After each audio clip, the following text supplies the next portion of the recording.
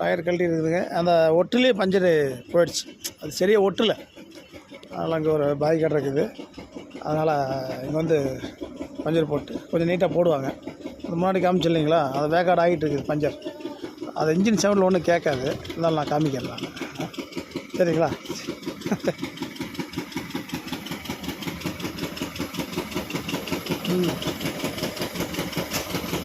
எடுக்க போகிறாங்க.